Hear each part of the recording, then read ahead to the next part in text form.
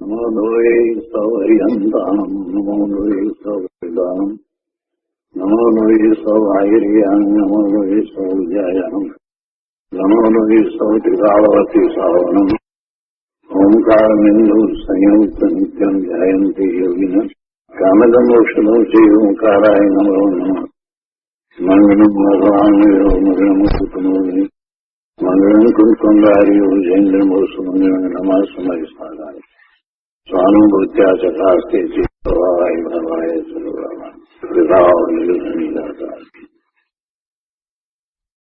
પંચાસ્તિકાય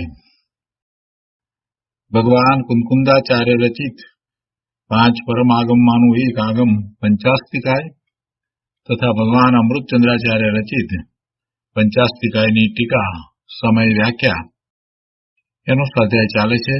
તેમાં 62મી ગાથાનો સ્વાધ્યાય આપણે કરી રહ્યા છીએ. આ 62મી ગાથા એનો અન્વયાર્થ, ટીકા અને ભાવાર્થ એ કર્યા પછીથી આપણે પૂજ્ય ગુરુદેવ કાંજી સ્વામીએ જે વિસ્તાર કર્યો છે એ કરી રહ્યા છીએ. કુંકુંદાચાર્ય ભગવાનની ગાથામાં એ વાત આવી કે કર્મ પણ પોતાના સ્વભાવથી પોતાને કરે છે અને તેઓ જીવ પણ ઔદૈકાદિ ભાવથી બરાબર પોતાને કરે છે. ટીકામાં અમૃતચંદ્રાચાર્ય ભગવાને એ વાત સમજાવી કે કર્મના કારકો કર્મથી અભિન્ન છે, એટલે કે પૂતગળના કારકો પૂતગળથી અભિન્ન છે અને જીવના કારકો જીવથી અભિન્ન છે. અને એમાં પછી 6 કારકોની વાત લીધી. પહેલા કર્મના 6 કારકોની વાત લીધી. એ કર્મથી અભિન્ન છે, માટે કર્મને બીજા અન્ય કારકોની અપેક્ષા નથી. કર્મને બીજા કારકોની અપેક્ષા નથી. એ જ રીતે જીવને એના ભાવ થાય છે તો એવા ભાવ માટે એના પોતાના 6 કારકો છે, એટલે એને બીજા કોઈની અપેક્ષા નથી. અને એ જ વાતને ભાવાર્થમાં સમજાવવામાં આવી. પૂજ્ય ગુરુદેવ કાંજી સ્વામીએ એનો વિસ્તાર કર્યો. એમાં હજી શરૂઆત કરી એટલે પહેલી વાત આ કારકોની લીધી અને એમાં કર્તાની વાત કરી. કર્મ યોગ્ય પૂતગળ સ્કંધો કર્મને કરે છે, માટે પૂતગળ દ્રવ્ય કર્મનો કર્તા છે, જીવ તેને કરતો નથી. અને એમાં ગુરુદેવે એક ઉદાહરણ આપ્યું કે આ હાથ છે તો તેની હલનચલન થવાની ક્રિયા, ક્ષેત્રાંતર થવાની ક્રિયાનો કરતા પૂતગળ સ્કંધો છે, પણ આત્મા તેનો કરતા નથી. તો આવી વાત આવી એટલે એમાં કોઈને પ્રશ્ન થયો કે જીવ ન હોય ત્યારે એમ ક્ષેત્રાંતર થતું નથી ને? આ હાથનું ક્ષેત્રાંતર, પૂતગળનું ક્ષેત્રાંતર જે થયું, હલનચલન થયું, એ જીવ ન હોય ત્યારે ક્યાં થાય છે? પૂતગળ સ્કંધો જો એનો કરતા છે અને જીવ એનો કરતા નથી, તો પછી જ્યારે જીવ નથી ત્યારે મળદામાં કેમ એવું ક્ષેત્રાંતર થતું નથી? આવો પ્રશ્ન કર્યો અને એના સમાધાનની વાત આજે આપણે વિસ્તારથી લેવાના છીએ. તો પ્રવચન પ્રસાદ ભાગ 1, પાના નંબર 319. અહીંયા સમાધાનમાં ગુરુદેવ સમજાવે છે કે મળદા વખતે પણ સ્થિર રહેવારૂપ અને પરમાણુના છૂટા પડવારૂપ અવસ્થા થઈ રહી છે. જીવ નથી, મળદું છે, તો મળદામાં પણ ફેરફાર તો થઈ રહ્યા છે. સ્થિર રહેવારૂપ અને પરમાણુના છૂટા પડવારૂપ અવસ્થા થઈ રહી છે. અને એનો કરતા કોણ છે? મળદામાં પણ ફેરફાર તો થાય છે ને. શરીર કાંઈ એવું ને એવું જળવાઈ રહે છે? એવું તો થતું નથી. તો એ બધા ફેરફાર કોણ કરી રહ્યું છે? તો એ ફેરફારનો કરતા પૂતગળો છે. તેનો કરતા તે પૂતગળો છે. દરેક વખતે પર્યાય એક સરખી ન રહે બદલ્યા કરે અને જીવ એક ક્ષેત્રે હોવા છતાં પક્ષઘાત વખતે હાથપગ ચાલી શકતા નથી. જીવથી શરીરનું ક્ષેત્રાંતર થતું હોય તો પછી તે વખતે કેમ થતું નથી? દરેક વખતે જો વિચાર કરીએ તો જીવ છે ત્યારે પણ જે શરીરની પર્યાય થાય છે એ પર્યાય એ પૂતગલના કારણે જ થાય છે. એટલે પૂતગલ જ એનો કરતા છે. હાથ ઊંચો કર્યો તો એવી ક્રિયા થઈ એટલે એમાં એ પૂતગલના સ્કંદની અવસ્થા બદલી છે અને એવી અવસ્થા નવી થવાનું કારણ જીવનું નથી. જીવને લીધે એ અવસ્થા નથી બદલી, પરંતુ પૂતગલને લીધે એ અવસ્થા બદલી છે. પૂતગલ એનો કરતા છે. 6 કારકો પૂતગલના છે. કોઈ પણ કાર્ય થાય એમાં 6 કારકો પૂતગલના છે. શરીરને વિશે જે કાર્ય થાય છે એનો લાભ પણ શરીરને છે, આત્માને એનાથી કોઈ લાભ નથી. એટલે સંપ્રદાન પણ એ છે, સાધન પણ એ જ છે, કરણ પણ એ જ છે. બીજું અન્ય કોઈ સાધન હોતું જ નથી. જીવ કઈ સાધન નથી, જીવ કરતા નથી. અને કર્મ પર્યાય જ જયારે પૂતગલની થઈ છે કર્મ રૂપે, તો એ કાર્ય એ કર્મ રૂપે ત્યાં જ છે. જીવમાં કઈ થતું નથી. અપાદાન અને અધિકરણ પણ કર્મના જ છે. આવું છે ત્યારે પછી એક જ આકાશના એક જ ક્ષેત્રને વિશે જીવ અને આ શરીર રહ્યા હોય અને શરીરની ક્રિયા થતી હોય તો એટલે એમ ન માની લેવાય કે શરીરની ક્રિયા જીવ કરે છે. આકાશના એક જ ક્ષેત્રને વિશે જીવ અને શરીર રહ્યા છે તો એનો અર્થ એવો નથી થતો કે શરીરની ક્રિયાનો કરતા જીવ છે. શરીરની જે કાંઈ ક્રિયા થાય છે એનું સંપ્રદાન, એનો લાભ પ્રાપ્ત કરનાર જીવ છે, એનું અધિકરણ કે અપાદાન જીવ છે કે સાધન જીવ છે, એમ ન હોય. કેમ કે બે દ્રવ્ય જુદા છે તો બંને દ્રવ્ય પોતે પોતાનામાં રહેલા ગુણ અનુસાર એ પોતે પોતાનું ભવન કરે છે તો કરે છે. એ છે કે દરેક વખતે પર્યાય એક સરખી ન રહે, બદલ્યા કરે. અને જીવ એક ક્ષેત્રે હોવા છતાં પક્ષઘાત વખતે લકવો થયો હોય ત્યારે, પેરાલિસિસ થયું હોય ત્યારે એ વખતે હાથ પગ ચાલી શકતા નથી. જો જીવ એ હાથ પગની ક્રિયા કરી શકતો હોય તો ત્યારે પણ થવી જોઈએ, પણ જે અંગનો લકવો થયો છે એ અંગ ચાલતું નથી. જીવ એને ચલાવી શકતો નથી. જીવથી શરીરનું હલનચલન ક્ષેત્રાંતર થતું હોય તો પછી તે વખતે કેમ થતું નથી? ગુરુદેવ કહે છે કે ભાઈ, શરીર અજીવ છે, તેની ક્રિયાનો કરતા તે પૂતગલો છે. જીવના પરિણામનું નિમિત્ત પામીને જીવને શુભાશુભ ભાવ થાય તો એવા શુભાશુભ ભાવ એ જીવની પર્યાયમાં થયા અને એ ભાવને કારણે આશ્રવ અને ભાવ બંધ થયો. એ બધું જીવની પર્યાયમાં થયું, પણ એથી કરીને એ દ્રવ્ય કર્મનો કરતા થઈ જતો નથી. એટલે દ્રવ્ય કર્મ બંધાય છે તો એ તો જડનું કાર્ય છે, પૂતગળનું કાર્ય છે. અને પૂતગળનું એવું કાર્ય થાય છે એટલે કે જડ કર્મ બંધાય છે તો એમાં આ જીવના ભાવ છે અથવા તો જીવના ભાવ કર્મ છે એ નિમિત્ત કારણ છે. એટલે જીવના એવા પરિણામનું નિમિત્ત પામીને જ્ઞાનાવરણીય, દર્શનાવરણીય આદિ પૂતગલ કર્મો બંધાય તો તેનો કરતા જીવ નથી પણ પૂતગળો છે. આ મકાન બંધાય છે તેની નવી નવી અવસ્થાનો કરતા તે પરમાણુઓ છે. કડિયા વગેરે તેના કરતા નથી. મિસ્ત્રી, સુથાર બધા જે કંઈ હોય એ કંઈ એના કરતા નથી. પૂતગળનું કાર્ય જીવથી થતું નથી અને સ્વથી થયા વિના રહેતું નથી. એટલે કે પૂતગલોથી જ એ કાર્ય થાય છે. પૂતગલો અસ્થિ છે, તે પોતાથી પરિણમતા તે અવસ્થાના કરતા થાય છે. આમ અનંતા પૂતગલોથી પોતે ભિન્ન છે.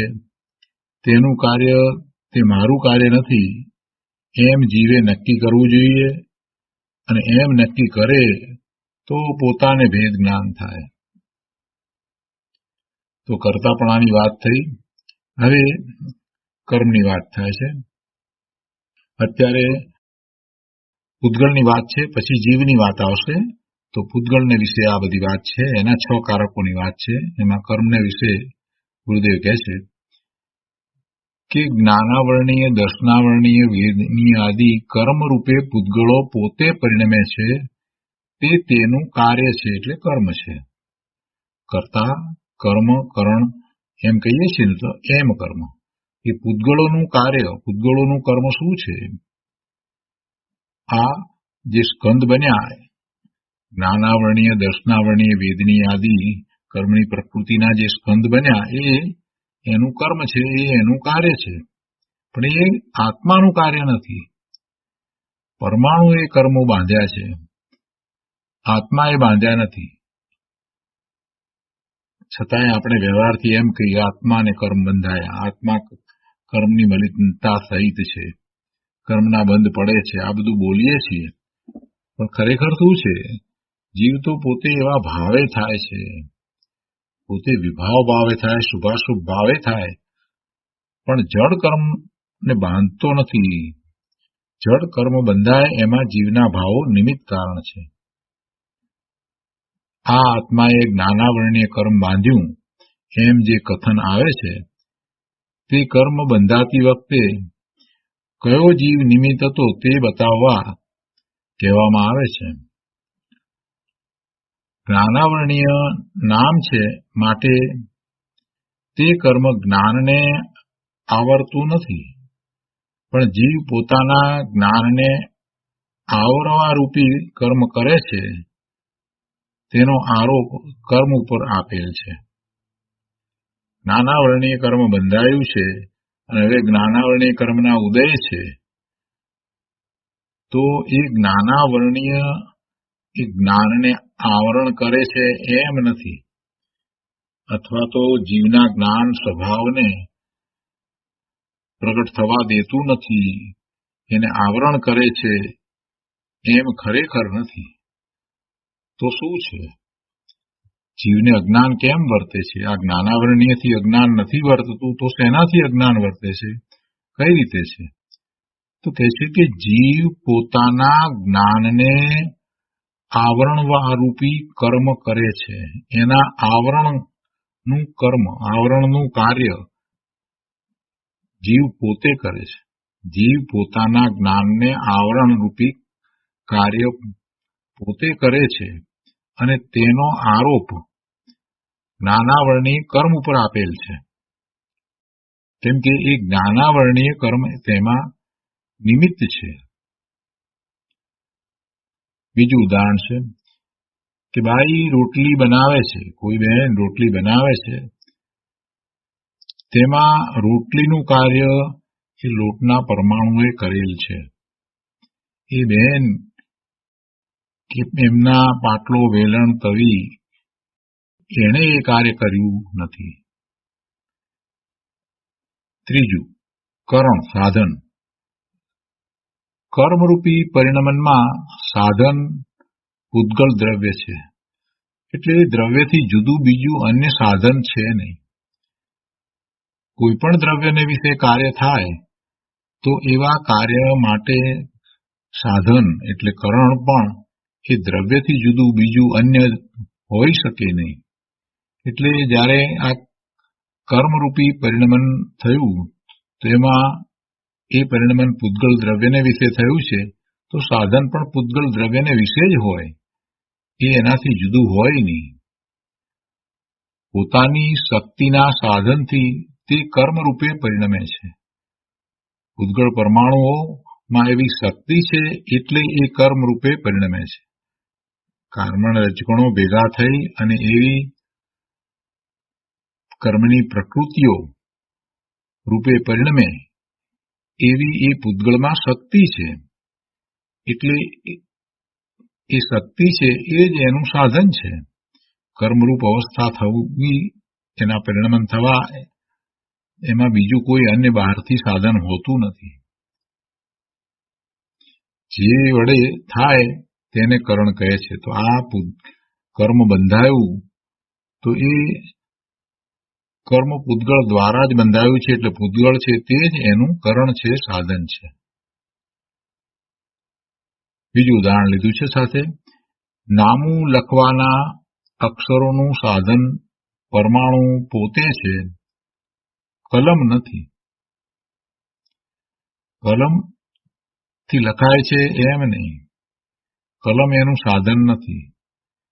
કાર્ય જ્યાં થયું છે તો એ કાર્યથી જુદી આ કલમ, એટલે કલમ તો સાધન હોઈ શકે નહીં. એટલે નામું લખવાના જે અક્ષરો લખાયા, એમાં એ અક્ષરો લખાવાળું જે કાર્ય થયું તો એ કાર્ય પૂતગળનું છે. એટલે કે જ્યાં અક્ષર લખાયા છે એની પર્યાય બદલાઈ છે. કાગળ છે તો કાગળ ઉપર અક્ષર લખાયા, તાડપત્ર ઉપર અક્ષર લખાયા, કે તામ્રપત્ર ઉપર અક્ષર લખાયા, કે પથ્થર ઉપર અક્ષર કોતરાયા. તો જ્યાં અક્ષર કોતરાયા છે, જ્યાં લખાયા છે, તો એ દ્રવ્ય જે છે ત્યાં કાર્ય થયું એટલે એનું સાધન એ જ હોય, પણ બીજું એનાથી જુદું સાધન ન હોય. કાગળમાં લખાયું છે અને કાગળની પર્યાય હવે બદલાઈ અને અક્ષરવાળી થઈ છે, તો એનું કરણ, સાધન કલમ ન હોય, કેમ કે કલમ એનાથી જુદી છે. એવી રીતે પથ્થરમાં અક્ષર કોતરાયા છે તો એનું સાધન બીજું અન્ય દ્રવ્ય, ટાંકણું કે છીણી એવું કંઈ હોય નહીં, કેમ કે એ બીજું દ્રવ્ય થઈ જાય છે. એટલે જ્યાં કાર્ય થયું છે એ જ એનું સાધન છે, એની પર્યાય બદલાય છે. એટલે એ કારક, કરણ, ત્રીજો કારક એ એમાં જ હોય, એનાથી જુદો હોય નહીં. નાના વર્ણીય કર્મ બંધાય તેનું સાધન પરમાણુ છે. ઘણ વડે પથ્થર તૂટે છે, ત્યાં પથ્થરની સ્વશક્તિથી તે તૂટે છે. ઘણ છે એ એમાં નિમિત્ત કારણ કહેવાય, પણ ઘણથી પથ્થર તૂટતો નથી. ત્યાં પથ્થરની સ્વશક્તિથી તે તૂટે છે. આગળ કહે છે, બૈરા છોકરા નભે છે તે પોતા વડે નભી રહ્યા છે, તેનું સાધન તું નથી. એમને તું નભાવે છે એમ નથી. સંસારી જીવને એમ હોય છે કે પોતે પોતાના કુટુંબને નભાવે છે, પણ એ માન્યતા એ ખોટી છે. સૌ પોતપોતાના કર્મના ઉદય ને પામે છે.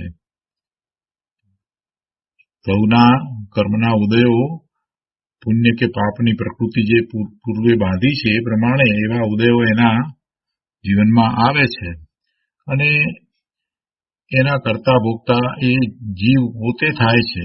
એટલે કે જે સંયોગો આવ્યા છે એ સંયોગોનું લક્ષ કરી અને ઔદૈહિક ભાવે એ જીવ પોતે થાય છે. પણ હું મારા કુટુંબના બધા સભ્યોને પોષું છું, નભાવું છું એમ નથી. એમના કાર્યો મારે લીધે થાય છે એમ નથી. આવું ભેદ જ્ઞાન ન કરે, ગુરુદેવ કહે છે કે જો આવું ભેદ જ્ઞાન ન કરે તો એનો અર્થ એ થયો કે એને મુક્તિ જોઈતી નથી. એને મુક્તિ જોઈતી નથી. ભેદ જ્ઞાન નથી કરવું એનો અર્થ જ એ છે કે ખરી એને રુચિ થઈ નથી અને એને મુક્તિ જોઈતી નથી. જેને ખરેખરી રુચિ થઈ છે પોતાના સ્વભાવ ભાવને પ્રગટ કરવાની, જેને મુક્તિની અભિલાષા છે, એ તો આવું ભેદ જ્ઞાન કરે છે, દ્રવ્યશ્રુતનો અભ્યાસ કરી અને વસ્તુ સ્વરૂપને જેમ છે તેમ જાણે છે. દ્રવ્યની સ્વતંત્રતા અને દ્રવ્યના પરિણમનની સ્વતંત્રતાને બરાબર જાણી અને ભેદ જ્ઞાન કરે છે કે જીવથી પરના કાર્યો થતા નથી. મારાથી પરમાં થાય અને પરથી મારામાં કાર્ય થાય એમ માનનારને પર સાથેની એકત્વ બુદ્ધિથી છૂટું પડવું નથી. એને છૂટું નથી પડવું. એને છૂટું પડવું હોય તો એ માન્યતા બદલી નાખે. ભલે ને અનાદિની આ ઊંધી માન્યતા ચાલી આવી છે, તો તેથી શું થયું? એ માન્યતાને છોડી શકાય, એ માન્યતાને બદલી શકાય કે મારાથી પરમાં કાર્યો થાય છે એવી મારી માન્યતા ભલે અનાદિથી ચાલી આવે છે, પણ હવે મને સમજણ પડી છે.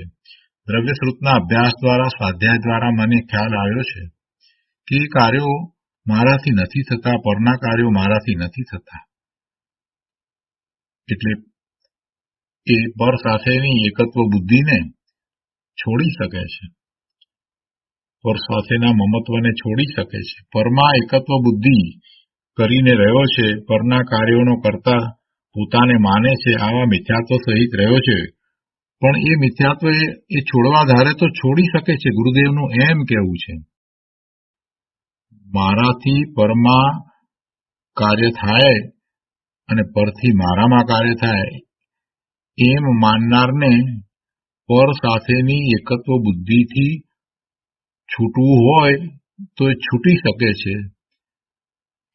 અને સમ્યક માન્યતા, સાચી માન્યતા સ્વવિકલ્પ દશામાં કરી શકે છે કે પરથી મારા કાર્ય ન થાય અને મારાથી પરના કાર્ય ન થાય.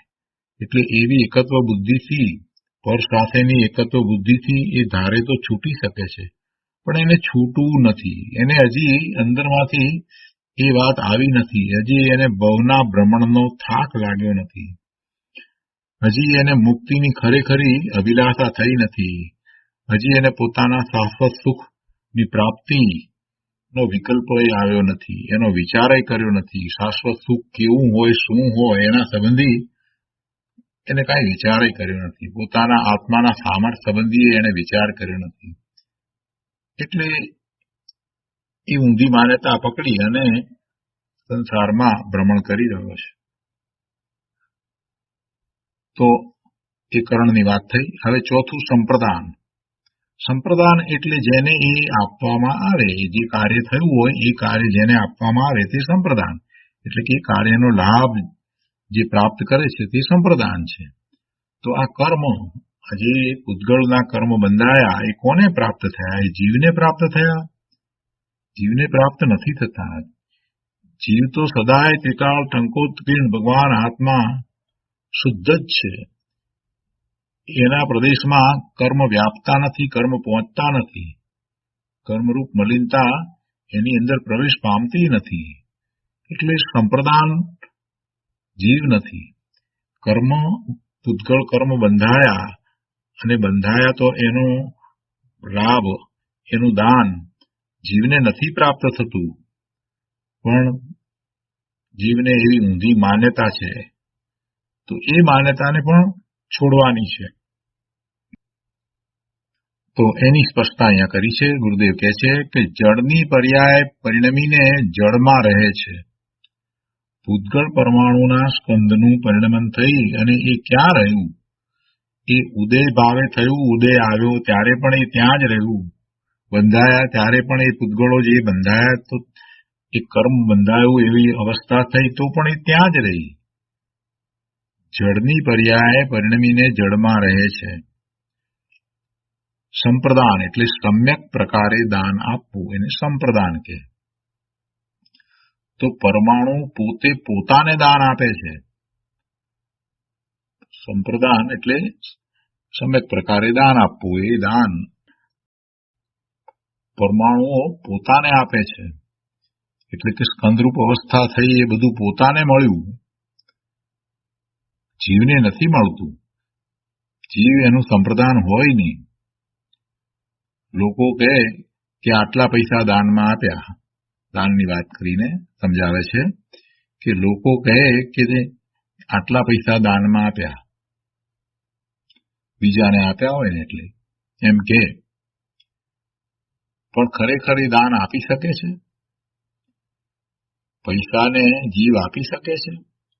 કેમ કે પૈસાને તો જીવ સ્પર્શતોય નથી, આત્મા સ્પર્શતો પણ નથી. એ પરમાણુના સ્કંદ છે, એને જીવ ક્યાંથી આપે? પરમાણુને જીવ આપી શકતો નથી. જીવ તો પોતાનું કાર્ય પોતાના ભાવરૂપ કાર્ય કરે, અને એ ભાવરૂપ કાર્ય એ પોતે પોતાને આપે. એટલે જીવના ભાવ જીવ કરે એનો કરતા થાય, અને એનું સંપ્રદાન પણ જીવ પોતે થાય. અને જીવ આ કર્મના જે પરિણમન થાય એનું સંપ્રદાન થાય નહીં. એટલે કે આ જડની પર્યાય પરિણમી અને જે કર્મ બંધાયા, તો એનું દાન જીવને મળે એમ જીવ એનું સંપ્રદાન થાય એમ બનતું નથી. જીવ પોતામાં રાગનું કે અજ્ઞાનનું દાન આપે અને ભાન કરે તો શુદ્ધતાનું દાન આપે, પણ જડને આપી શકે નહીં. એવી જ રીતે એ બીજા અન્યના કોઈના દાન પ્રાપ્ત કરી શકે નહીં. જીવ પોતામાં રાગનું કે અજ્ઞાનનું દાન કરે તો એ જીવ પોતે પોતાને આપે, અને જો એ આત્માનું ભાન કરી અને શુદ્ધતાનું દાન આપે, એટલે કે શુદ્ધતાના એના પરિણામ થાય, એ પણ એ પોતે પોતાને જ આપે. જીવ પોતાને પોતાના નિર્મળ પરિણામ આપે કે વિકારી પરિણામ આપે તો પણ જીવ પોતે પોતાને આપે છે. એ વિકારી પરિણામ એ કોઈ બીજાને નથી આપતો, એ કોઈ કર્મને નથી આપતો કે બીજા જીવને નથી આપતો. અને શુદ્ધતાના પરિણામ છે તો એ પણ કોને આપે છે? એનું દાન કોને આપે છે? પોતાને આપે છે. એટલે જીવના ભાવનું સંપ્રદાન જીવ પોતે છે. એવી જ રીતે આ કર્મના સંપ્રદાન કર્મમાં જ રહે છે, એટલે કર્મ પોતે જ એનું સંપ્રદાન છે. શરીરના પરમાણુઓ શરીરની પર્યાય રૂપી દાન પોતામાં આપે છે. કર્મ પોતાની પર્યાયને પોતામાં રાખે છે, એ સંપ્રદાન છે. તો એ સંપ્રદાનની વાત થઈ. હવે પાંચમું અપાદાન. પૂતગળ પરમાણુઓએ કર્મની પર્યાય પૂતગળમાંથી કાઢી છે. પૂતગળ પરમાણુઓએ આ જે કર્મની પર્યાય કર્મ બન્યા, કર્મ નવી અવસ્થા થઈ, તો એ પૂતગળમાંથી કાઢી છે. એટલે અપાદાન પણ પૂતગળ છે. આ પૂતગળની પર્યાય છે ને કર્મ, એ જળ કર્મ છે, દ્રવ્ય કર્મ છે, અને એ પરમાણુઓનો પિંડ, એ પરમાણુઓનો સ્કંદ, એની અવસ્થા એ પૂતગળમાંથી થઈ છે. એ જીવમાંથી નથી થઈ, જીવના ભાવમાંથી થઈ નથી. જીવના વિકારમાંથી આ કર્મ પર્યાય એટલે કે આ દ્રવ્ય કર્મની પર્યાય આવતી નથી. જીવના વિકારી ભાવમાંથી આ દ્રવ્ય કર્મ જળ કર્મની પર્યાય આવતી નથી. એ જળ કર્મની પર્યાય એ પૂતગળના સ્કંદ એવા કર્મમાંથી આવે, એટલે જળમાંથી આવે છે. માટે એનું કારણ અપાદાન કારણ એ પૂતગળ પોતે છે. છઠ્ઠું અધિકરણ. પૂતગળ પરમાણુઓ પોતાના આધારે કર્મને કરે છે. આધાર અધિકરણ કહો કે આધાર કહો, તો પૂતગળ પરમાણુઓને બીજો પરનો કોઈનો આધાર નથી. પૂતગળ પરમાણુઓ પોતાના આધારે કર્મને કરે છે, માટે પોતે પોતાનું અધિકરણ છે. આત્માના આધારે કર્મ નથી. કર્મ કોના આધારે છે? આ દ્રવ્ય કર્મ છે તે કોના આધારે છે? આત્માના આધારે નથી. એ પરમાણુ છે, તો પરમાણુને ચેતન એવો આત્મા આધાર ક્યાંથી થાય? આત્મા આ જળ પરમાણુનો આધાર થઈ શકતો નથી. એટલે આત્માને આધારે કર્મ નથી. કર્મ પોતાને આધારે છે, એટલે પૂતગળ પરમાણુઓને આધારે છે. દાગીનાનો આધાર સોની કે હથોડી નથી, પણ એ પૂતગળ સોનું, એ પરમાણુઓ સોનાના, એ એનો આધાર છે. સોની કે હથોડી એનો આધાર નથી. પરમાણુ પોતાના આધારે પરિણમી અને દાગીના રૂપ થયા. આ પ્રમાણે પૂતગળ દ્રવ્ય 6 કારકો રૂપે એક સમયમાં પરિણમે છે. પૂતગળ દ્રવ્ય 6 કારકો રૂપે એક સમયમાં પરિણમે છે. અહીંયા પૂતગળ દ્રવ્ય દ્રવ્ય કર્મ છે, તો એના 6 કારકો રૂપે એક સમયમાં પરિણમે છે.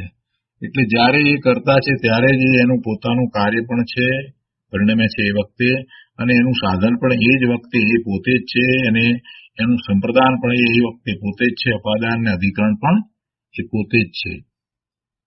બીજા દ્રવ્યને લીધે તે રૂપે થતા નથી. કલમ, પુસ્તક, શરીર દરેકમાં એમ સમજવું. આ અભેદ 6 કારકો કયા? કેમ કે તે પરમાં નથી. આ અભેદ 6 કારકો કયા?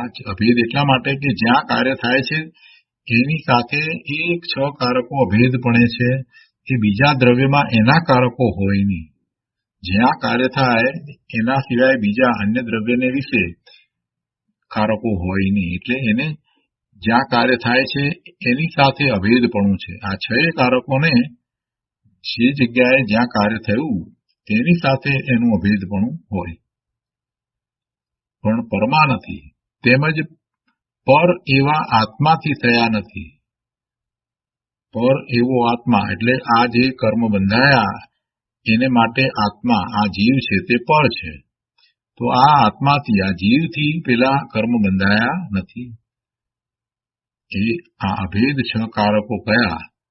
કેમ કે તે પરમાં નથી, તેમજ પર એવા આત્માથી થયા નથી, પણ પોતામાં થયા છે. એટલે કે કર્મને રૂપે જે થયા તે કર્મમાં થયા છે, પૂતગળમાં થયા છે. માટે એ કારકો એ પૂતગળથી, કર્મથી અભેદ ગયા છે. આગળ કહે છે, આ શરીર છે તે શરીરના આધારે રહ્યું છે, આત્માના આધારે રહ્યું નથી. કોઈ પૂછે કે તો પછી મરી ગયા પછી શરીર આવી રીતે રહેતું નથી ને? ગુરુદેવ સ્પષ્ટતા કરતા કહે છે કે ભાઈ, તે પરમાણુઓ તે રૂપે રહેવાની અવસ્થાની લાયકાતવાળા છે, માટે એમ થાય છે તે વસ્તુ છે કે નહીં. અને વસ્તુ હોય તો તે શક્તિવાળી હોય કે શક્તિ વિનાની. પરમાણુ વસ્તુ છે અને એમાં કેટલાય સામાન્ય ગુણ છે, બીજા દ્રવ્યોમાં છે એવા, અને બીજા જે અન્ય દ્રવ્યમાં નથી એવા ગુણો પણ છે. જે પૂતગળ છે એમાં પણ અનંત ગુણ છે. તો દરેક વસ્તુ અનંત શક્તિથી ભરેલી છે અને એ પોતાથી રહી છે. એનો આધાર પોતે જ છે, એ બીજાના કારણે છે એમ નથી. આગળ કહે છે, જીવ રાગ દ્વેષ કરે છે ત્યારે રાગ દ્વેષ પ્રમાણે દ્રવ્ય કર્મો બંધાય છે. એવો જીવને તથા કર્મને નિમિત્ત નૈમિત્તિક સંબંધ છે. છતાં જીવ દ્રવ્ય કર્મોનો કરતા નથી. કરતા તો શું, કોઈ પણ કારક નથી. દ્રવ્ય કર્મોનો એ કરતાય નથી, દ્રવ્ય કર્મોનું એ કર્મ પણ નથી, દ્રવ્ય કર્મોનું કરણ નથી, દ્રવ્ય કર્મનું સંપ્રદાન નથી, અપાદાન નથી કે અધિકરણ નથી. નિમિત્ત નૈમિત્તિક સંબંધ જીવ અને કર્મની વચ્ચે રહ્યો છે, છતાં પણ જીવ દ્રવ્ય કર્મોનો કરતા નથી. તો પછી જીવ શરીર, પુસ્તક, અનાજ વગેરે બહારના પદાર્થોનો કરતા થાય એમ કદી પણ બને નહીં. જે સૌથી નજીક છે એવા આ જીવ, નામ કર્મ એટલે શરીર, એ જીવથી સૌથી નજીક છે. આકાશને વિશે એક જ ક્ષેત્રમાં એ સાથે રહ્યા છે, તો એનો એ કરતા થતો નથી. એમાં એનું એક પણ કાર્ય એ કરતો નથી. એના 6 કારકમાંનું એક પણ કારકપણું જીવને નથી. તો પછી જે આ તદ્દન જુદા છે એવા પુસ્તક, અનાજ વગેરે એનો કે ફર્નિચર વગેરે કે ઘર, કપડા એનો એ કરતા ક્યાંથી થાય? એટલે કે એમ ક્યારેય બને નહીં. જીવ રાગ કરે અને શરીર ચાલે અથવા ન ચાલે, પુસ્તકની ક્રિયા થાય અથવા ન થાય, પણ રાગ કરે તો એ રાગ એ કાર્ય જીવનું છે, એનો કરતા જીવ છે. તો ત્યારે કર્મ તો બંધાય, પણ કર્મ કયા બંધાય? દ્રવ્ય કર્મ બંધાય અને ભાવ કર્મ બંધાય. તો દ્રવ્ય કર્મનો કરતા નથી થતું, કેમ કે દ્રવ્ય કર્મ તો એ પૂતગલને વિશે બંધાયા, અને ભાવ કર્મનો કરતા કહેવાય કેમ કે એ ભાવ એના છે. રાગ કર્યો ને, રાગનો ભાવ એનો છે, એટલે રાગ કરે ત્યારે કર્મ તો જરૂર બંધાય, છતાં આત્મા તેનો કરતા નથી, એટલે કે જડ કર્મનો કરતા નથી, એ તો એના ભાવનો કરતા છે. કર્મ તો જરૂરથી બંધાય છે. જીવના રાગ દ્વેષના જે ભાવ થયા તો એ વખતે શુભાશુભ ભાવ વખતે એ પ્રમાણે કર્મ તો જરૂરથી બંધાય, છતાંય આત્મા તેનો કરતા નથી. તો પછી આ શરીર આદિ બાહ્ય પદાર્થો કે જ્યાં નિમિત્ત નૈમિતિક સંબંધ સર્વથા ભજતો નથી, તેનો આત્મા કેવી રીતે કરતા હોય? આ કર્મને વિશે એ બંધાય છે, જીવના ભાવ એમાં નિમિત્ત કારણ છે, છતાંય જીવ એનો કરતા નથી થતો. તો પછી આ શરીર આદિ બાહ્ય પદાર્થો કે જ્યાં નિમિત્ત નૈમિતિક સંબંધ સર્વથા ભજતો નથી, એટલે હંમેશા એવો નિમિત્ત નૈમિતિક સંબંધ હોય જ છે એમ બનતું નથી બાહ્ય પદાર્થો સાથે, તો એનો આત્મા કેવી રીતે કરતા હોય? એટલે કે ન હોય. માટે પૂતગલની જે ક્રિયા થાય છે તેનો કરતા આત્મા નથી. પૂતગલની જે કાંઈ ક્રિયાઓ થાય એ પૂતગલની પોતાની છે, ને એના 6 કારકો એના પોતાના જ છે. પૂતગલ કર્મો પોતાના કારણે પરિણમી રહ્યા છે, તે જીવના વિકારની અપેક્ષા રાખતા નથી. પૂતગલ કર્મો પોતાના કારણે પરિણમી રહ્યા છે, એ જીવના વિકારની અપેક્ષા રાખતા નથી. જીવને વિકાર ક્યારે થાય? તો હવે અમે બંધાઈએ એવી એને અપેક્ષા નથી. એ પોતે સ્વયં પરિણમી અને કર્મરૂપ અવસ્થાને પામે છે, અને એ જ વખતે જીવને એવો શુભ કે અશુભ ભાવ છે, એવો વિકાર છે, એટલે એને નિમિત્ત કહેવામાં આવે છે. એટલે શું કહે છે કે પૂતગલ કર્મો પોતાના કારણે પરિણમી રહ્યા છે, તે જીવના વિકારની અપેક્ષા રાખતા નથી. કોઈને એમ હોય કે જીવને વિકાર થયા વિના ક્યાં કર્મ બંધાય છે? જીવને વિકાર થાય છે ને એ વખતે, પણ જ્યારે કર્મ બંધાય છે ત્યારે જીવના આવા ભાવ છે એ એમાં નિમિત્ત કારણ છે. જ્યારે કર્મ બંધાય છે ત્યારે એ કર્મરૂપ થવાની ક્રિયા એ પૂતગલની જ છે, અને એ એનો સમય છે, એટલે કે એનો કાળ છે, ત્યારે એ બંધાય છે, અને એવું કાર્ય પૂતગલને વિશે થાય છે. એવું થવાનું હોય તે થાય એ વખતે જીવના ભાવ એમાં નિમિત્ત કારણ છે. આ વાત બેસાડવી અઘરી છે, પણ વસ્તુનું સ્વરૂપ એમ જ છે. કેમ કે બે દ્રવ્ય જુદા છે, ને બે દ્રવ્ય જુદા છે તો એક દ્રવ્યનું કાર્ય બીજું દ્રવ્ય કરે નહીં. જળનું કામ ચેતન કરે નહીં. શરીર નિરોગી થાય તે દવાની અપેક્ષા રાખતું નથી, એવો વસ્તુ સ્વભાવ છે. શરીરમાં રોગ છે અને પછી દવાથી રોગ મટી જાય છે, વાસ્તવમાં એમ હોય નહીં. કેમ કે શરીરના પરમાણુઓ જુદા છે, અને એનું પરિણમન રોગની અવસ્થા રૂપે થવાનું છે, તો તે થાય. એમાં આ દવાના પરમાણુઓ કાંઈ કરી શકે નહીં, કેમ કે એ જુદા પરમાણુઓ છે, એટલે એ શરીરના પરમાણુમાં વ્યાપતા નથી. દવા શરીરમાં વ્યાપતી નથી. શરીરના પરમાણુઓ જુદા, દવાના પરમાણુઓ જુદા, એટલે દવાથી રોગ મટતો નથી. બહુ અઘરી વાત લાગે, પણ વસ્તુ સ્વરૂપ એમ જ છે. એવો જ નિમિત્ત નૈમિતિક સંબંધ છે કે જ્યારે એને એ રોગની અવસ્થા પલટીને નિરોગી અવસ્થા થવાની હોય એ વખતે આ દવાના પરમાણુઓ ત્યાં હતા, એટલે એને ઉપચારથી એમ કહેવામાં આવે કે એ રોગ મટવામાં નિમિત્ત કારણ છે. પણ છતાંય એથી વિશેષ કાંઈ નથી, એટલે કે ખરેખર દવા શરીરમાં કાંઈ કરતી નથી. રોગ મટવામાં, રોગ જ્યાં થયો છે એવું જે શરીર, એના પરમાણુઓ પોતે જ સ્વયં એ રીતે પરિણમી અને નિરોગી અવસ્થા રૂપે થાય, એ વખતે દવાના પરમાણુઓ ત્યાં હાજર હતા, એટલે આરોપ આપી અને એમ કહેવામાં આવે કે એ દવા છે તે રોગ મટવામાં નિમિત્ત કારણ છે. પણ ખરેખર પૂતગળના કાર્યો બીજું પૂતગળ કરે એમ શક્ય નથી. એટલે દવાથી રોગ મટે છે એ બધા વ્યવહારમાં એના કથનો છે. વાસ્તવમાં દવાથી રોગ મટતો નથી. દવાની અપેક્ષા નથી. નિરોગી થવામાં દવાની અપેક્ષા હોય નહીં. એનો સમય નિરોગી અવસ્થા થવાનો છે, એવી પર્યાય થવાનો છે, તો એવી પર્યાય પૂતગળની સ્વયં થાય છે. અઘરી વાત છે, પણ અઘરી નથી. સાચી વાત છે, સમ્યક વાત છે. એને અનાદિથી ઊંધી માન્યતા કરી છે ને, એટલે એને અઘરું લાગે છે. પણ એ ન્યાયપૂર્વક વસ્તુ સ્વરૂપનો વિચાર કરવા બેસશે, તર્ક દ્વારા પણ એ વાતને સમજવા બેસશે, તો એને સમજાય એવું છે કે વાત તો બરાબર છે. એક દ્રવ્ય બીજા દ્રવ્યમાં પહોંચે અને એ બીજા દ્રવ્યના કાર્ય કરે અને એની પર્યાયને બદલાવે, એ શક્ય જ નથી.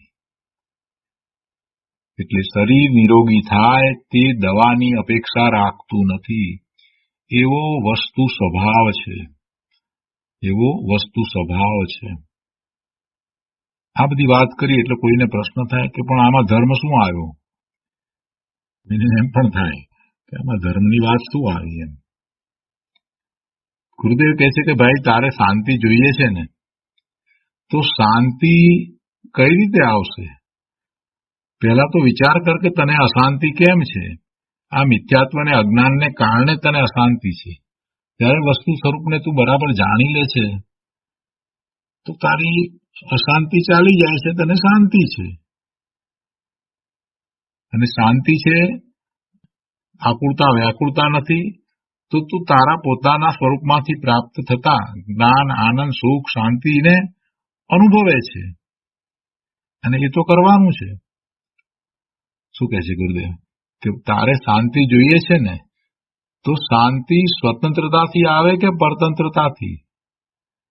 જડને સ્વતંત્ર જાણ અને તું પણ સ્વતંત્ર છે એમ જાણ. તું જડનું પરતંત્રપણું અને તારું પોતાનું પણ પરતંત્રપણું એમ માનીને બેઠો છે. જડ છે એ પણ પરાધીન છે, એ સ્વતંત્ર નથી. જીવ એના કાર્યો જેમ ઈચ્છે તેમ જડને કરાવે છે, એવી તારી ઊંધી માન્યતા છે. અને એ જ રીતે તારા કાર્યોમાં જડ કાંઈક કરે છે, જડને લીધે તારા કાર્યો થાય છે, એવી પરાધીનતાની માન્યતા તારી છે. પણ તું તારા કાર્યો કરવા માટે સ્વતંત્ર છે, જડ પણ એ એના પોતાના કાર્યો કરવા માટે સ્વતંત્ર છે. એમ જ્યારે તું જાણે તો તને શાંતિ થાય. તને પરથી ભિન્ન જાણ. તું તારા કાર્યને, તારા અસ્તિત્વને, તારા સ્વરૂપને પરથી ભિન્ન જાણ. અને પર તારું કાંઈ કરતું નથી તો પછી તારું કાંઈ બગાડતું નથી, તને નુકસાન પણ કરતું નથી. પરથી તને ન તો લાભ છે કે ન તો નુકસાન છે. પરના પરિણામનો સ્વતંત્ર રીતે થાય છે, એમાં તું કાંઈ કરતો નથી. એટલે તારું એવું પરનું અકર્તાપણું, અને પરનું અકર્તાપણું જો તને નક્કી થઈ જાય, એવો નિર્ણય થઈ જાય, તો તું સ્વભાવ તરફ વળે છે. પછી તને શાંતિ, આનંદ, સુખનો અનુભવ થાય છે. ગુરુદેવ કહે છે કે જડને સ્વતંત્ર જાણ, તું પણ સ્વતંત્ર છે એમ જાણ. તને પરથી ભિન્ન જાણ, તો શાંતિ આવે એવું છે. તો આ તો કર્મની વાત થઈ. હવે જીવમાં 6 કારકો જે છે એની વાત કરે છે. ગુરુદેવ કહે છે કે હવે જીવમાં 6 કારકો ઉતારે છે. એ પ્રકારે જીવ દ્રવ્ય પણ પોતાના ઔદૈહિક આદિ ભાવોમાં પણ 6 કારક રૂપ પરિણામ કરે છે. તેમાં બીજા દ્રવ્યની અપેક્ષા નથી, કર્મની અપેક્ષા નથી. હવે અહીંયા ઔદૈહિક ભાવ લીધા છે. પહેલા ઔદૈહિક ભાવ, તો ઔદૈહિક ભાવ ગુરુદેવે અહીંયા પુણ્યના ભાવ લીધા, પાપના ભાવ લીધા, એમ કરી અને લીધા છે. અને એમાં પછી પાપના ભાવમાં તો હિંસા, જુઠ્ઠું, ચોરી, અબ્રહ્મચર્ય, પરિગ્રહ એવા ભાવો એની પણ વાત કરી છે. અને એ બધા ભાવોમાં પણ 6 કારકોને ઉતારી અને સમજાવ્યું છે, જેથી વસ્તુ સ્વરૂપની દ્રઢતા થાય. કેમ કે આટલા બધા ઉદાહરણો બધી જગ્યાએ લીધા એટલે જીવને બધું સ્પષ્ટ થઈ જાય. જીવના 6 કારકો એના પોતાના છે એટલાથી એને દ્રઢતા નથી થતી. એટલે ગુરુદેવે વિસ્તાર કરીને સમજાવ્યું છે કે ઔદૈહિક ભાવ શુભાશુભ ભાવ એને કારણે પુણ્યના અને પાપના બંધ પડે છે. તો એમાં 6 કારક રૂપ પરિણામ જીવ પોતે કરે છે અને એમાં એને બીજા દ્રવ્યની અપેક્ષા નથી. તો પહેલા પુણ્યના 6 કારકો લીધા છે. તો પુણ્યના 6 કારકોમાં કર્તા કોણ છે? તો કહે છે કે દયા, દાન આદિ શુભ ભાવનો કર્તા આત્મા છે. કેમ કે પુણ્યનો બંધ પડે છે તો એમાં એને શુભ ભાવ છે, તો પુણ્યનો બંધ પડે છે. એટલે કહે છે કે દયા, દાન આદિ શુભ ભાવનો કર્તા આત્મા છે, તે ભાવ કર્મની અપેક્ષા રાખતો નથી. શું કહે છે? દયા, દાન આદિ શુભ ભાવનો કર્તા આત્મા છે, તે ભાવ કર્મની અપેક્ષા રાખતો નથી. જીવના ભાવ છે એને ભાવ કર્મની પણ અપેક્ષા નથી, અને દ્રવ્ય કર્મની તો અપેક્ષા પછી ક્યાંથી હોય? એટલે એના જે ભાવ કર્મ જે બંધાયા છે એને લીધે થઈ અને એને શુભભાવ થાય છે એમ પણ નથી. જ્યારે શુભભાવ થાય છે તો એ વખતે એના પરિણામ એમ થવા યોગ્ય છે એવી એની યોગ્યતા છે અને એનો કરતા જીવ પોતે છે. બીજું કર્મ એટલે કાર્ય. તો શુભભાવ રૂપી કાર્ય જીવનું પોતાનું છે, બીજાનું તે કાર્ય નથી. શુભભાવ રૂપી કાર્ય જીવનું જ છે. કે જીવે એ કાર્ય કર્યું. શું કાર્ય કર્યું? શુભભાવ રૂપી કાર્ય કર્યું. એટલે કે શુભભાવ રૂપે પોતે થયો, એ કાર્ય થયું. કરણ સાધન, શુભભાવનું સાધન આત્મા પોતે છે. શુભભાવ થવાનું કારણ આત્મા પોતે છે. 5000 રૂપિયા આપ્યા તે સાધન નથી. એટલે કે દાનમાં આપ્યા એટલે એક પૈસા હતા અને દાન આપ્યું એવો શુભભાવ થયો. તો પૈસા દાનમાં સાધન કહેવાય કે ન કહેવાય? પૈસા હોય તો દાન આપે ને. વસ્તુ કોઈ ચીજ એની હોય અને તોય એનું એ દાન આપે ને, તો એમાં દાનમાં સાધન કહેવાય ને. મોટાભાગના લોકોની માન્યતા આવી જ છે કે પૈસા હોય તો દાન આપે ને, અને દાન આપે. વસ્ત્રનું દાન આપે તો વસ્ત્ર હોય તો દાન આપે ને. આહારનું દાન આપે તો આહાર હોય તો દાન આપે કે એમને આપે? એ પૈસા, કપડા, આહાર, આ બધું જે કંઈ એ દાનમાં આપે છે તો એ એનું સાધન થયું ને. શુભભાવ, એવો શુભભાવ થવામાં એ સાધન કહેવાય કે ના કહેવાય? ઘણા લોકોની એવી જ માન્યતા છે કે આ હોય એ જ હોય. અહીંયા કહે છે કે શુભભાવનું સાધન આત્મા પોતે છે. કેમ કે અહીંયા તો ભાવ છે અને ભાવ આત્માની પર્યાયમાં થયો છે. તો આત્માની પર્યાયમાં એવો ભાવ થયો, એમાં આ બહારના કોઈ સાધન હોતા નથી, કોઈ કરણ હોતા નથી. 5000 રૂપિયા આપ્યા તે સાધન નથી. જો પૈસા પુણ્યનું સાધન હોય, પૈસા જો પુણ્યનું સાધન હોય તો ગરીબ માણસ શુભભાવ કરી શકે નહીં.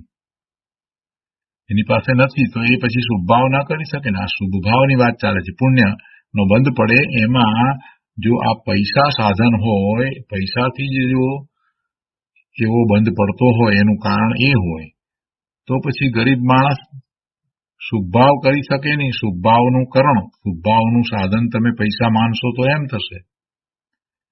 ધર્મશાળા, મંદિરો પુણ્યના સાધન ખરેખર નથી, પણ ઉપચારથી કહેવામાં આવે છે, એવું વ્યવહારથી કહેવાય છે. ખરેખર જીવ પોતે શુભભાવ કરે છે, જીવ પોતે શુભભાવ કરે છે તો તેનો ઉપચાર મંદિરો વગેરેને અપાય છે. વાસ્તવમાં શુભભાવનું કારણ એટલે કે કરણ, અહીંયા તો કરણની વાત ચાલે છે, ત્રીજો કારક એ સાધન એ પોતે જ છે. પદ્મનંદી આચાર્ય ભગવાને દાન અધિકારમાં જે વાત કરી છે તે નિમિત્તથી કથન છે. પદ્મનંદી પંચવિસંતિ, પદ્મનંદી આચાર્ય ભગવાનનું ગ્રંથ છે, એમાં પંચવિસંતિ નામ છે પણ અધિકાર તો 26 છે અને એમાં ચરણાનુયોગના કથન છે.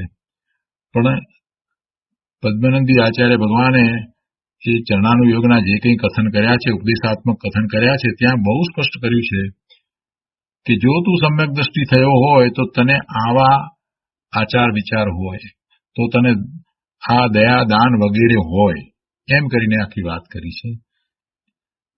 એટલે એ જે વાત ત્યાં કરવામાં આવી છે કે જો તું દાન વગેરે નથી કરતો તો તું શ્રાવક પણ નથી, તો એવી કાંઈ પણ વાત હોય તો એમાં એ નિમિત્તના કથન છે એમ અહીંયા તો કહેવું છે. પદ્મનંદી આચાર્યે દાન અધિકારમાં જે વાત કરી છે તે નિમિત્તથી કથન છે. આટલી પ્રતિમા કરે તો આવું પુણ્ય થાય વગેરે એ પ્રકારે જે કઈ વાત હોય તો એ નિમિત્તના કથન છે. અને ત્યાં જે શુભભાવ જીવે કર્યો તેનું સાધન પોતે છે.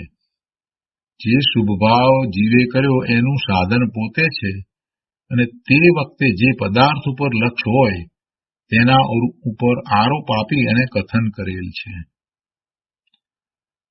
તો એ સાધનની વાત એટલે કર્ણની વાત થઈ. હવે ચોથું સંપ્રદાન. આ પુણ્યબંધ થાય તો એમાં સંપ્રદાન શું છે? જીવ શુભ ભાવના પરિણામ પોતામાં રાખે છે. એ પરિણામ શુભ ભાવના પરિણામ થયા એ કોઈ બીજાને પ્રાપ્ત થાય છે કે પોતાને પ્રાપ્ત થાય છે? એટલે સંપ્રદાન પણ જીવ પોતે જ છે. જીવ શુભ ભાવના પરિણામ પોતામાં રાખે છે, બીજાને આપતો નથી. પાંચમું અપાદાન. જીવ શુભ પરિણામ પોતામાંથી કરે છે. જીવ શુભ પરિણામ પોતામાંથી કરે છે, બહારથી ક્યાંયથી લાવતો નથી. કોઈ એને એવા શુભ પરિણામ કરાવી દેતું નથી. પોતે પોતામાંથી કરે છે.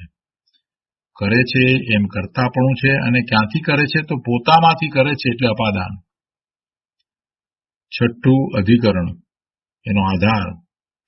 જીવ પોતાના આધારે શુભભાવ કરે છે, બીજાના આધારે શુભભાવ કરતો નથી. જીવના શુભભાવ રૂપ પરિણામ થાય એમાં આધાર જીવ પોતે છે, એ બીજાના આધારે શુભભાવ કરતો નથી.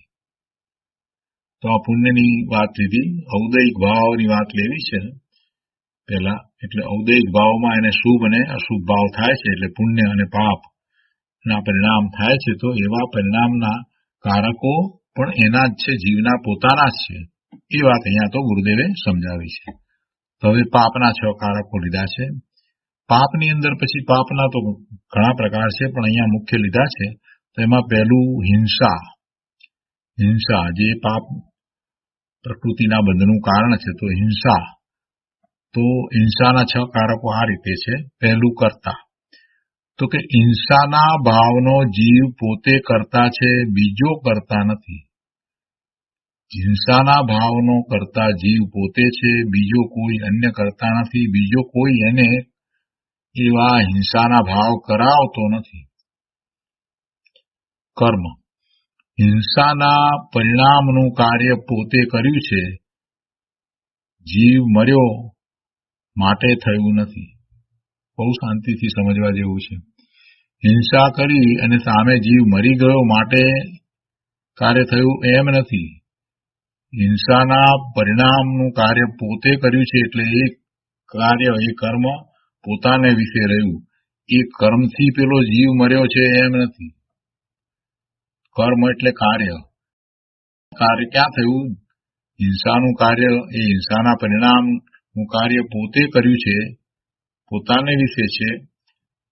એ જીવ મર્યો માટે થયું નથી. સામો જીવ મર્યો માટે થયું નથી. પેલા જીવનું મરવાનું જે છે એ વાત જુદી છે. એનું મરવાનું થાય ન થાય, પણ જે હિંસાના ભાવ અહીંયા કર્યા એને લીધે આ કાર્ય, હિંસાના ભાવરૂપ કાર્ય જીવને વિશે થયું. પેલો મરે કે ન મરે એ વાત જુદી છે. એ પેલાના આયુષ્ય, પેલાના પુણ્ય વગેરેને કારણે હોય. અહીંયા તો હિંસાના પરિણામનું કાર્ય પોતે કર્યું છે, પોતે ભાવ એવા કર્યા છે, તો એ ભાવ, એ પોતાને હિંસાના ભાવ પ્રાપ્ત થયા છે, એ એનું કર્મ છે. કરણ સાધન, હિંસાનું સાધન પોતે છે. લાકડીથી કે તલવારથી કોઈને માર્યો એ હિંસાનું સાધન છે એવું વ્યવહારથી કહેવાય છે, પણ વાસ્તવમાં એ હિંસાનું સાધન હોય નહીં. અમુક સાધનથી જીવોને માર્યા એ કથન નિમિત્તથી છે. જળની ક્રિયા આત્મા કરી શકતો નથી. તલવાર ચલાવી શકતો નથી. લાકડી ચલાવી શકતો નથી. બંદૂકથી કોઈને મારી શકતો નથી. ઘણી બધી વાતને એને સમજવાની જરૂર છે. આ જળ છે બધા, એ બધા જળ સાધનો, તો એ જળ સાધન દ્વારા એ કોઈને મારે એમ બનતું જ નથી. એ હિંસાનું સાધન પોતે છે. હિંસાનો ભાવ પોતાને વિશે પોતે કર્યો, એ જ પોતે જ એનું સાધન છે. બાકી આ બીજા બધા સાધન જે કહેવામાં આવે તો એ નિમિત્તથી એના કથન કરવામાં આવે કે સાધન હતું, પણ વાસ્તવમાં સાધન તો પોતે જ છે. ચોથું સંપ્રદાન. પાપના પરિણામ જીવ પોતે પોતાને આપે છે. આ હિંસા કરી તો હિંસાને કારણે જે પાપનો બંધ પડે એ પરિણામ બીજા કોઈને થશે પ્રાપ્ત, કે એને પોતાને પ્રાપ્ત થાય છે. એવા પરિણામે કોણ થાય છે? અને એવા પરિણામ, એવા ભાવ એ કોને થયા? જીવને થયા. તો જે પરિણામ જીવને વિશે થયા, તો જીવ જ એમાં દુઃખી થાય છે ને, કે બીજું કોઈ દુઃખી થાય છે? પાપના પરિણામ જીવ પોતે પોતાને આપે છે. હિંસાના ભાવ કરી અને પાપના પરિણામ જીવ પોતે પોતાને આપે છે. પાંચમું અપાદાન. પાપના પરિણામ જીવ પોતામાંથી કરે છે. જો આમાં સમજવાનું છે, પોતામાંથી કરે છે એટલે કે પોતાના કોઈ ગુણ છે માટે થાય છે એમ નથી, પણ પોતાની એવી એ સમયની તત્કાલીન એવી યોગ્યતા છે એટલે એ એવા ભાવ કરે છે.